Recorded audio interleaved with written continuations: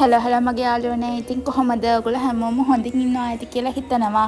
අදත් මං අලුත් ලස්සන වීඩියෝ එකක් අරන් ආවා. අපි මේ අරන් ආවේ අපේ මන්නාරම් සංචාරය ගැන විස්තර. ඉතින් ලංකාවේ ඉන්න ගොඩක් කට්ටිය තාම මන්නාරමට ගිහිල්ලා නැහැ නේද? ඔයත් ඒ අතරින් කෙනෙක්ද? එහෙනම් ඔයා මේ වීඩියෝ එක බලන්න ඕනේ. බලලා වීඩියෝ එක සේව් කරලා තියාගන්න. ඔයගොල්ලෝ කවදා හරි මන්නාරමට යද්දි මේ විස්තර ටික ඔයගොල්ලන්ට මාර වැදගත් වෙයි. ඉතින් අපි මන්නාරමට යන්න පාවිච්චි කළේ අපේ පෞද්ගලික වාහනයක්. ඒත් මම මෙතන පබ්ලික් ට්‍රාන්ස්පෝර්ට් ගැන පොඩ්ඩක් ඔයාට විස්තර කියන්නම්.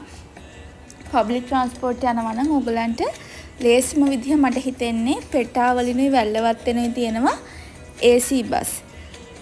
එතකොට ඒ AC බස් එක ගත්තොත් ඔයාට යන්න ලේසි කියලා මට හිතෙනවා. මොකද ඒක එක එක ටයිම් වලට යන බස් ටිකක් තියෙනවා. උදේ 10ට තියෙනවා, උදේ 11ට, 12ට, රෑ 10ට, රෑ 12ට එහෙම එක එක ටයිම් ගොඩකට තියෙනවා.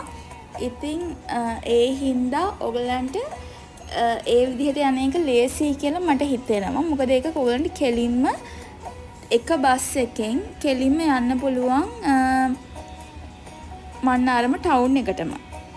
එහෙම නැත්තම් ට්‍රේන් එක තියෙනවා. ට්‍රේන් එකේ නම් මම ගිහිල්ලා නැහැ. ඒ හින්දා ඒ ගැන වැඩි විස්තර කියන්න දන්නේ නැහැ. එතකොට මන්නාරමට ගිහිල්ලා නවතින්නේ කොහෙද? ඒ විස්තරෙත් මම කියලා යන්නම්. ඕගොල්ලෝ රජයේ සේවකයෙක් නම් මන්නාරමේ රජයේ සර්කිට් බංගලෝ තියෙනවා. එතකොට ඒ වගේ එකක ඕගොල්ලෝ ඉන්න හිතනවා නම් ඔයගලන්ට කලින් ඒකට රිසර්වේෂන් එකක් දාගන්න වෙයි. මන්නාරම ටවුන් එකේ එකකුත් තියෙනවා. තව සිලාවතර කියන ප්‍රදේශයේත් එකක් තියෙනවා. ඔයගලන්ට ඒ වගේ තැනක් බුක් කරන්න පුළුවන්. මේ අපි යද්දී නාපු තැන මෙතනට කියන්නේ කුංචුකුලම් කියලා. ඊළඟට මම කියන්නම් තව ඔයගලන්ට නවතින්න පුළුවන් තැන් ටිකක් මන්නාරමේ. අපි නවතින්න තෝරාගත්තේ සී බ්‍රීස් කියන හොටෙල් එක. ඒකේ සාමාන්‍යයෙන් කාමරයක් රුපියල් 5000ක් වගේ මුදලක් වුණා. ඒගොල්ලන්ගේ විශේෂත්වය තමයි ඒගොල්ලන්ගේ රෙස්ටුරන්ට් එකක් තියෙනවා. එතකොට ඔයගලන්ට ඕන කෑම වර්ගයක් ඒගොල්ලන්ගෙන් ඕඩර් කරලා ගන්න පුළුවන්. රූම්ස් හොඳයි, වොෂ්රූම්ස්ත් හොඳට තිබුණා. එහෙම නැත්නම් ඔයගලන්ට නවතින්න පුළුවන්. එහෙ තියෙනවා තව පොඩි හොටෙල්ස්, ආති හොටෙල්, එහෙම කියලා පොඩි හොටෙල් ගොඩක් තියෙනවා. ඒවා ටවුන් එකේමයි තියෙන්නේ. ඒවා නවතින්න පුළුවන්. ඊළඟට මේ තියෙන්නේ මන්නාරමේ මුහුද. ඉතින් මන්නාරම කොහොම අපිට හැමෝටම මතක් වෙන්නේ කරවලනේ. කරවල කියලා අසුන්දරව හිතන්න ඕන දෙයක් නෙමෙයි මන්නාරම කියන්නේ. බලන්න ඕන තරම් ලස්සන දේවල් පිරීලා තියෙන තැනක් තමයි මන්නාරම කියන්නේ. මේ මම අර කලින් කියපු තැන අපි නෑවේ මෙතනින් නාන්න හරිම සේෆ්. කිසිම කරදරයක් නැතුව නාන්න පුළුවන්. එතකොට මේ තියෙන ඔයගොල්ලෝ ගිහලා මුලින්ම බලන්න ඕනේ දේ සුළං විදුලි බලාගාර. ඔයගොල්ලෝ පොඩි ළමයි එක්ක යනවා නම් ඒගොල්ලෝ මාර ආස වෙයි මේකට. ඇත්තටම මේ හුලම් පෙත්තක් අපි හිතන රඩිය මාර ලොකුයි. ඒක ළඟට ගිහිල්ලා බැලුවම තමයි අපිට තේරෙන්නේ ඒවා කොච්චර ලොකුයිද කියන එක. අනිත් එක මේ එතන ඉස්සරහා තියෙන මුහුද ඔයගොල්ලෝ මේක බැලුවොත් තේරෙනවා ඒ මුහුද එච්චරම රැලි සහිත මුහුදක් නෙමෙයි. මේ අපි හවස් වෙනකම් මෙතන හිටියා. ඒ තරමටම මාර ලස්සනයි. මේ හුලම් පෙත්තේ ඔයගොල්ලෝ හිතනට වැඩිය පුදුම ලොකුයි. ඒක එතනටම ගිහිල්ලා ගන්න ඕන එක්ස්පීරියන්ස් එකක් කියලා මට හිතෙනවා. මේ තියෙන මුහුද. ඔයගොල්ලන් පේනවා ඇති එක රැල්ලක්වත් නැති මුහුදක්. අපේ රටේ තැනින් තැනට තියෙන මුහුදු වල විදිය වෙනස් වෙනවානේ. එතකොට ඔයගොල්ලෝ දන්නවා අපි ඩවුන් සවුත් වගේ ගියාම හොඳට රැලි තියෙන සර්ෆ් කරන්න පුළුවන් මුහුදක් නේ තියෙන්නේ. නමුත් උතුරු පැත්තට ගියාම තියෙන මුහුද මේ වගේ. මේ බලන්නකෝ ගන්න තවත් පැහැදිලිව පේයි. එක මුහුදු රළක්වත් එන්නේ නැති හරිම නිශ්චල මුහුදක් තමයි තියෙන්නේ. මේ තියෙන්නේ අපි ගියපු තවත් විශේෂම තැනක් මන්නාරමේ තියෙන. මෙතනට කියන්නේ සේතුරාමන්. ඒ කියන්නේ මේක මේ ඇඩම්ස් බ්‍රිජ් කියලාත් කියනවා. මේක ලංකාවයි ඉන්දියාවයි යා කරලා ඒ කාලේ තිබ්බ පාර විදිහට තමයි පිළිගන්නේ. මේක චූටි දූපත් ටිකකින් ඉන්දියාවට යාවෙන තැනක්. මේ තියෙන මේ වගේ පොඩි දූපත් තමයි ඔයගලන්ට පේන්නේ. හැබැයි ඔයගොල්ලෝ මෙතනට යන්න හිතාගෙන ඉන්නවා නම් මෙතන සම්පූර්ණ දවසක්ම යන ගමනක් තමයි තියෙන්නේ. ඔයගොල්ලන්ගේ වාහනයකින් ඔයගලන්ට මෙතන ගොඩක් ළඟට එනකන් යන්න පුළුවන්. හැබැයි එතනින් පස්සේ ඔයගලන්ට පයින් තමයි යන්න තියෙන්නේ. මෙතන අයිනෙන් දිගට පයින් ගියාම ගොඩාක් වැලි කඳු තියෙන තැනකට යන්න පුළුවන්. එතන ඉස්සරහත් වෙනස්ම මුහුදක් තියෙනවා. මේ වැලි කඳු ප්‍රදේශයට යන්න කලින් තියෙන මුහුද හරිය ඇත්තටම ඉතින් ලස්සනයි. ඕගොල්ලන්ට හොඳ වෙනස් හරිම අමුතු චාරිකාවක් මේක. ඔයා මගේ වීඩියෝස් බලන කෙනෙක් නම් ඔයා දන්නවා මම සාමාන්‍යයෙන් දාන වීඩියෝස් ගොඩක්ම හොටෙල් ස්ටේ තමයි. හැබැයි මෙහි අපි හිටපු රූම් එකේ මට ඔයගලන්ට පෙන්වන්න තරම් විශේෂත්වයක් නැහැ.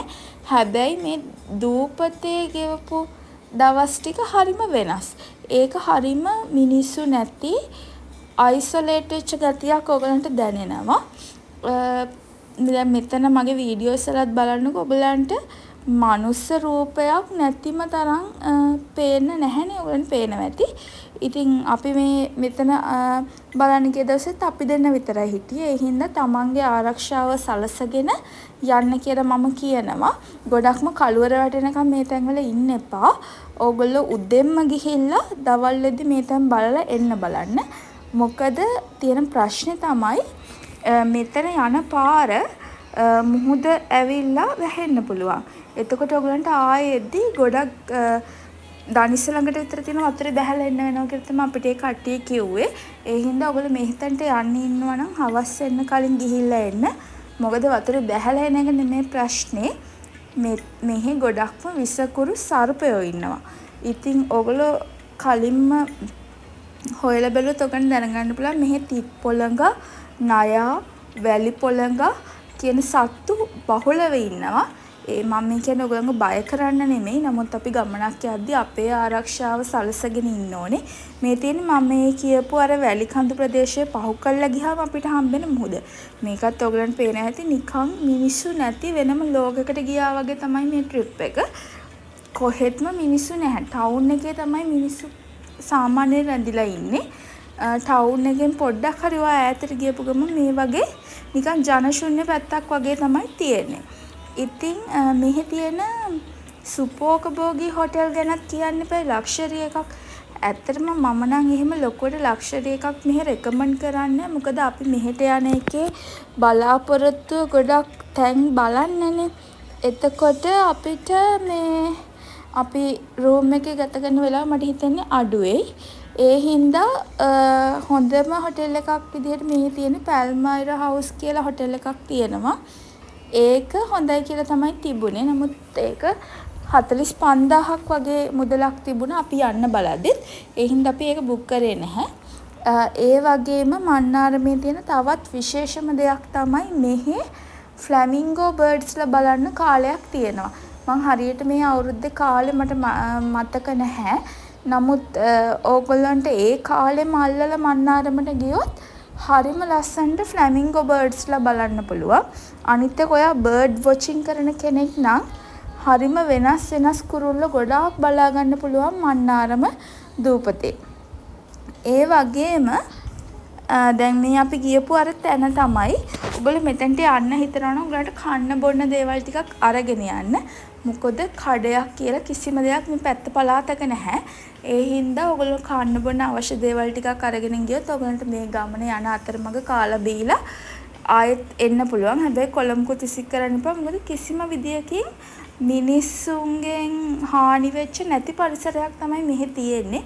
ඔයගලන්ට ඒක මෙතනට ගිහාම තමයි තේරෙන්නේ මෙතන හරීම මට ඒක කියන්න තේරෙන්නේ නැහැ. හරිම නිස්කලංකයි. මේ තියෙන එහෙ තියෙන ප්‍රසිද්ධ කෝවිලක්. ඔයගලන්ට ඒ කෝවිල බලන්න යන්නත් පුළුවන්.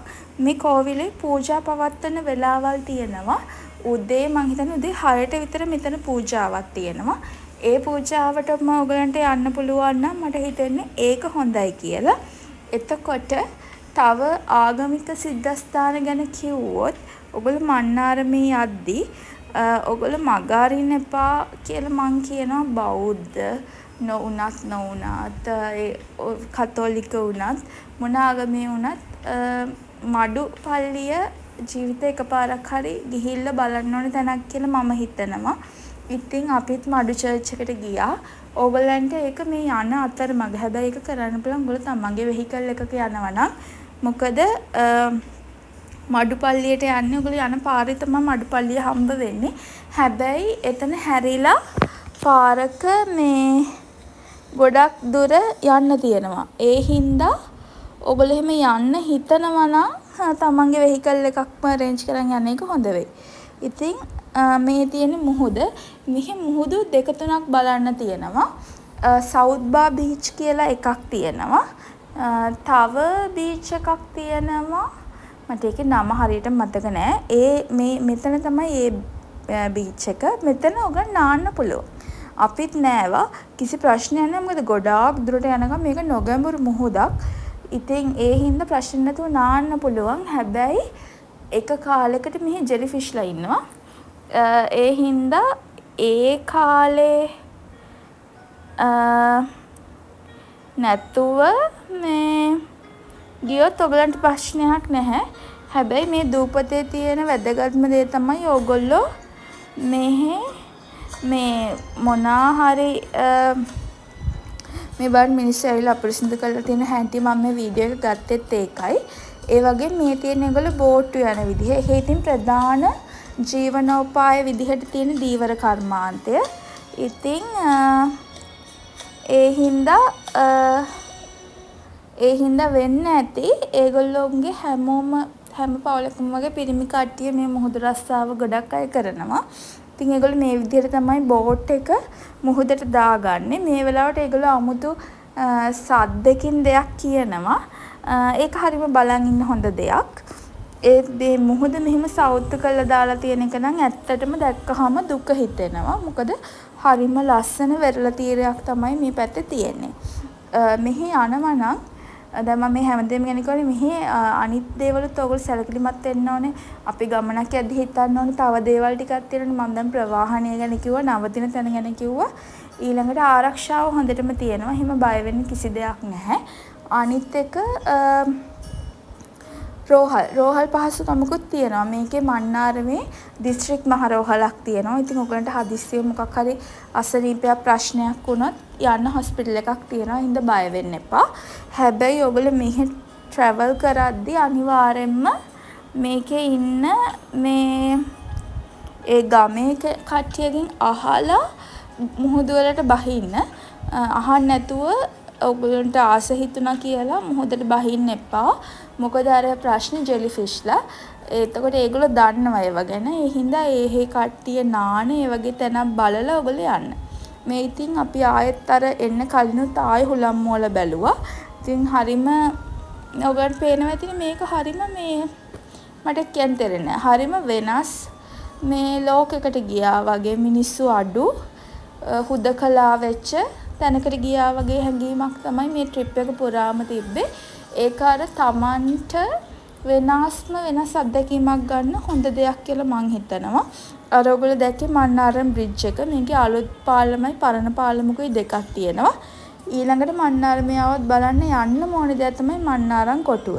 මේ තියෙන මන්නාරමේ කොටුව ඇතුලේ ඔයගොල්ලෝ මෙතන රුපියල් 50ක් වගේ පොඩි මුදලක් ගෙවලා මං හිතන්නේ ප්‍රවේශ පත්‍රයක් ගන්න තියෙනවා. ඇතුළ මේ වගේ තමයි තියෙන්නේ. ඒගොල්ලන්ගේ පරණ එක අපේ යටත් විජිත කාලේ ඒගොල්ලෝ හදපු ගොඩනැගිලි තමයි මෙතන බලන්න පුළුවන්. ඉතින් ඒකත් වෙනස් අත්දැකීමක් වුණා. මම අර කියපු අමුතු ගතිය මෙතනත් තිබුණා. අපි ගියේ ඇත්තටම සති අන්තයක එක දවස් 5ක වගේ ගමනක්. එතකොට ඒ කාලේ ඇති මෙහි තියෙන ගොඩක් දේවල් බලලා ඉවර කරන්න කියලා තමයි මට හිතුනේ. එතකොට අනිත් එක තව මට කියන්න අමතකුණා මෙහි පන්සලකුත් තියෙනවා ටවුන් එකේම. ඔයගොල්ලෝ බෞද්ධ කෙනෙක් නම් ඒ පන්සලක් ගිහිල්ලා බලන්න කියලා මම කියනවා. එතකොට තව මේ දූපත ගැන විස්තර කිව්වොත් සාමාන්‍යයෙන් යන්නයි එන්නයි මේ තියෙන මන්නාරම් කොටුවට යන පාර යන්නයි එන්නයි ඔයගොල්ලන්ට දල වශයෙන් පැය 6ක කාලයක් යනවා යන්න. එන්නත් ඒ වගේ කාලයක් යනවා. මාර්ග 2-3ක් තියෙනවා. හැබැයි අනුරාධපුර හරහා එන මාර්ගය පහසුයි කියලා මට හිතෙනවා. ඕක ඔයගොල්ලෝ පොඩ්ඩක් දැනගෙන ගියා නම් හරි. ඊළඟට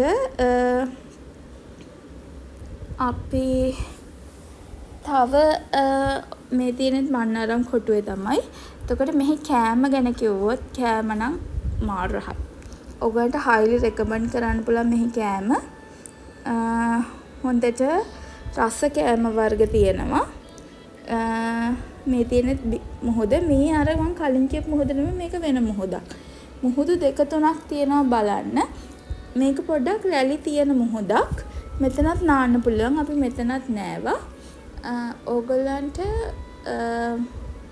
කෑම ගැන කියද්දි මෙහි කෑම ප්‍රයිසස් හරිම අඩුයි. ඒ කියන්නේ අපි දැන් කොළඹ ඉඳන් ගියාම අපිට හරිම අඩුවට කෑම ගන්න පුළුවන්. ඉතින් ඔයගොල්ලෝ හැමෝටම මම රෙකමන්ඩ් කරනවා සංචාරය කරන කට්ටිය නම් ඔයගොල්ලෝ අනිවාර්යෙන්ම ලංකාවේ ඇතුලේ කරන සංචාර සම්පූර්ණ වෙන්න. ඒකට මන්නාරම් දූපතත් එන්න ඕනේ කියලා මට හිතෙනවා. ඉතින් ඕගොල්ලෝ හැමෝම හොඳට මේ ගමන මං එන්ජොයි කරපු විදිහටම එන්ජොයි කරයි කියලා මං හිතනවා. තව බලන්න දේවල් ටිකක් කිව්වොත් මෙහි යෝධ ගහක් තියෙනවා. වැඩිම විශ්කම්බේ වට ප්‍රමාණයක් තියෙන ලොකු ගහක් තියෙනවා. ඒක ටවුන් එකේමයි තියෙන්නේ. ඔයගලන්ට ඒ ගහ බලන්න පුළුවන්. ඊට අමතරව ඔයගලන්ට රෑට අර පල්මයිරා හවුස් කියන හොඳ හොටෙල් එකක් මං කිව්වේ එහෙ තියෙනවා කියලා. ඒකේ ඩිනර් එක අරේන්ජ් කරගෙන යන්න පුළුවන් ඔයගොල්ලෝ ඒක නවතින්න නැත්තම්. ඒක නම් මං හිතන්නේ රීසනබල් ප්‍රයිස් එකකට තියෙනවා. ඒක ඔයගලන්ට හොඳයි. අනිත් එක මෙහි මේ දූපත බූරුවෝ ගොඩාක් ඉන්නවා. ඒ හින්දා බූරුවන්ගේ ක්ලිනික් එකක් තියෙනවා. ඔයගලන්ට ඒ බූරුවෝ ඉන්න ක්ලිනික් එක බලන්නත් යන්න පුළුවන්. ඒකේ ඉන්නේ ආබාධිත වෙච්ච බූරුවෝ. පොඩි බූරු පැටව් ඉන්නවා. ඔයගලන්ට ඒගොල්ලෝ අල්ලන්න හොල්තල් කරන්න ඒව පුළුවන්. ඒ වගේම මේ දූපතෙත් හැම තැනම තනින් තැන ගොඩක් තැන්වල බූරුවෝ ඉන්නවා. ඒ හින්දා ඔයගොල්ලෝ පාරේ යද්දි ඇවිදිද්දි කරද්දි පරිස්සමෙන් යන්න.